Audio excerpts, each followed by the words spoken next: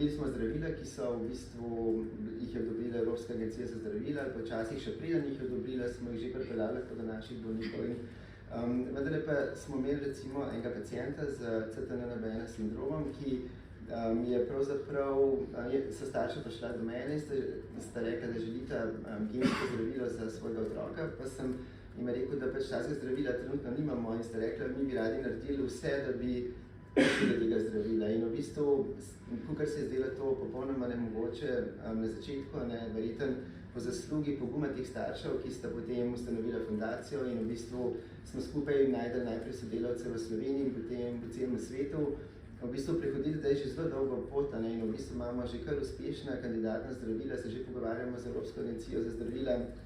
kako bi to zdravilo lahko pripeljali do pacientov, približno 400 pacientov je znanih po svetu, verjetno jih je več. In pravzaprav mi smo ves čas improvizirali, se malo čili sproti in kako smo iskali in sodelavce in načine, kako zdraviti, probali smo najprej razumeti bolezen, razumeti, kakšne težave povzroča bolnikom in smo skozi to več projektov začeli. Ampak taka pot je pravzaprav, če stalno nekaj improviziraš, manj optimalna. Zato smo potem s profesorjem Ralo, ki je zelo pomembni, in njegovo skupino seveda, ki so zelo pomembni bili partnerji v tem procesu, smo pravzaprav bili zelo veseli, ko se je ponudila prilika enega evropskega projekta, Teaming se imenuje, kjer se je v bistvu Kemijski inštitut povezal z King's College, s profesorjem Letom in smo uspešno v bistvu dobili ta projekt, kar pomeni, da bo 15 milijonov iz evropskih sredstev in približno 50 milijonov iz slovenskih sredstev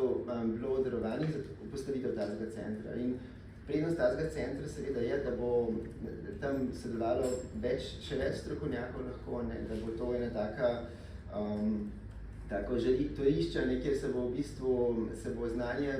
veliko hitreje prenašalo, kjer se bo uspešne zgodbe zdravljenja ene bolezni lahko zelo hitro apliciralo na neke nove bolezni. In dejansko se je zgodil orjaški premik v razmišljanju, kaj se danes da in česa se ne da. In recimo ravno včeraj, ko smo imeli ambulanto, so k meni prišli bolniki, starša z bolnikom, ki ima spet eno redko bolezen, ki pravzaprav v Sloveniji do zdaj nismo poznali, in sta tudi spraševala potem, kaj lahko naredimo in danes v resnici lahko zelo drugače razmišljamo. In želimo si, da bi v takem centru lahko pomagali čim več bolnikom, vsem mogoče